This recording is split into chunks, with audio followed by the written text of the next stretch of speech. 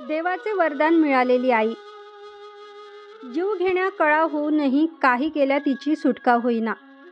2 दिवसापासून अडकलेला, अगदी क्षीण क्षीण होत चाललेला श्वास, आतल्या जीवाला सुखरूप बाहेर जगात आणण्यासाठी सोशिकतेचा कळस गाठलेला आणि शेवटच्या क्षणाला डॉक्टरने ब्लेड मारून अडलेल्या बाळासाठी मार्ग थोडा सैल करून दिला. तसा पटकन जीव बाहेर पडला. पण काही गेल्या रक्तस्राव थांबेना. प्रयत्न करूनही टाके बसेना. धो धो रक्ताचा पूर वाहत होता. ग्लानी आलेली आणि 2 दिवस कळा देऊन गलित गात्र झालेली आई त्यातही विचारत होती, माझं बाळ कुठं आहे? माझं बाळ कुठं आहे? दाखवा मला. डोळ्यात प्राण आणून विनवणी करत होती. बाळ त्यात गुंडाळलेला मांसाचा गोळा आणि सारखा टाहो फोडून आसमंत दणाणून टाकत जीवाचा आकांत करत रडत होता. त्याला सुद्धा कदाचित चाहूल लागली असावी पोरकेपणाची. आणि तेवढ्यात डॉक्टर म्हणाले, ओ गॉड शिट, आणि तोंडाला बांधलेली पट्टी गळ्यात आली आणि सगळीकडे क्षणभर निशब्द झाले. डिलिव्हरी रूममध्ये भयान शांतता पसरली. देवासमान भासणारे डॉक्टरसुद्धा मनातल्या मनात हळहळले. शिक्षणात धडे दुःख पचवण्याची ताकद नसते. प्रचंड संयम आत्मसात करावा लागतो त्यासाठी. दगडाचा देव वाटावा इतका कठोर आणि रक्ताच्या थारोळ्यात निपचित झालेला तो देह आणि एकच आर्त हाक त्या डोळ्यात विरलेली. आणि तिथे असलेल्या नर्सने थिजल्या नजरेने थरथरत्या हाताने नवजात शिशू आईच्या कुशीत क्षणभर ठेवले. निस्तेज उघड्या डोळ्यात अपूर्ण स्वप्नाचे मनोरे बेचिराग झालेले. काळीज भेदरून टाकणारं वास्तव. निशब्द. मृत आईचा स्पर्श होताच इवल्याशा हातानं चेहरा कुरवाळत मायेला शोधणारं मन चिरून टाकलं होतं.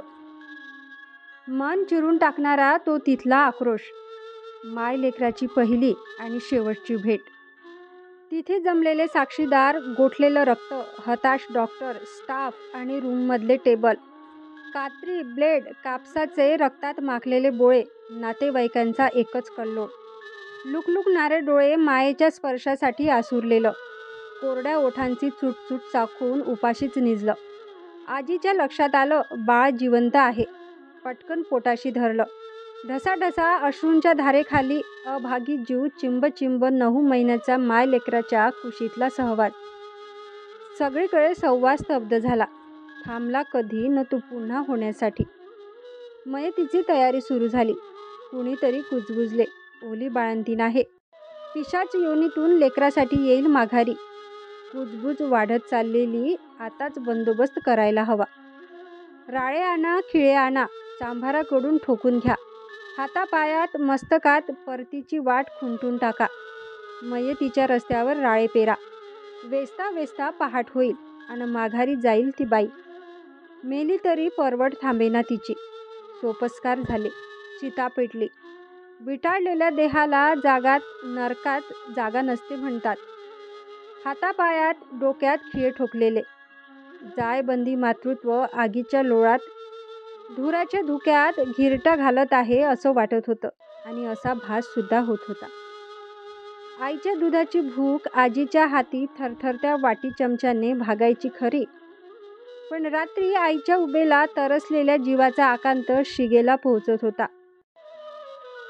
आणि तेवढ्यातच अचानक करकर खिडकीचा आवाज झाला. बाळाची चुटचुट आवाज. गाढ झोपलं अगदी तृप्त होऊन. तांबडं फुटेपर्यंत अगदी शांत, निवांत. आजी समजून चुकली मनातच बोलली, वयो, बरं झालं आलीस. लेकराला छातीला लावलं. रोजच येत जा बरं. नाही अडवणार तुला कुणी. खिळे राळे सारे फोल पडले.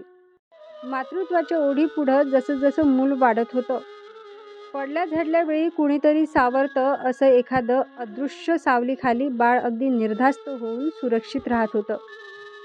किती दिवस राहील हे छत्र माहीत नाही, कारण भूताचं आयुष्य सांगता येत नाही. आणि ते आईचे असेल तर अमरही असू शकतं. ही ती देवाचे वरदान मिळालेली आई. व्हिडिओ आवडलेला तर समोर शेअर नक्कीच करा. धन्यवाद.